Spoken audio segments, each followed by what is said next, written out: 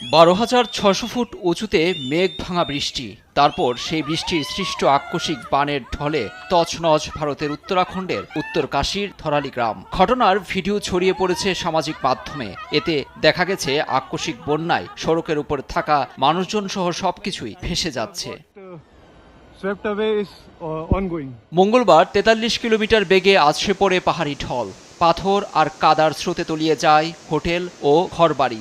এমন ঘটনায় আটকে উঠেছে গোটা ভারত। এই ঢলে আটকা পড়ে অনেক পর্যটক। নিখোঁজদের সন্ধানে চলছে উদ্ধার তৎপরতা। ক্ষতিগ্রস্ত এলাকায় পরিদর্শনে গিয়ে উদ্ধার তৎপরতা জোরদারের নির্দেশ দিয়েছেন উত্তরাখণ্ডের মুখ্যমন্ত্রী পুষ্কর সিং ধামি। ভারী বৃষ্টিতে ভেঙে পড়েছে উত্তরকাশীর যোগাযোগ ব্যবস্থা। পাহাড় থেকে নেমে আসা বড় বড় পাথর সরাতে ব্যস্ত উদ্ধার কর্মীরা। মেঘভাঙা বৃষ্টি এবং বানে বিপর্যস্ত হিমাচল প্রদেশও। বন্ধ চণ্ডীগড় মানালি জাতীয় সড়ক। যারা আটকা পড়েছেন তাদের বেশিরভাগই পর্যটক। কিন্নৌর কৈলাস ট্রেকিং সড়ক থেকে উদ্ধার করে নিরাপদে নেওয়া হয়েছে কয়েকশো পুণ্যার্থী।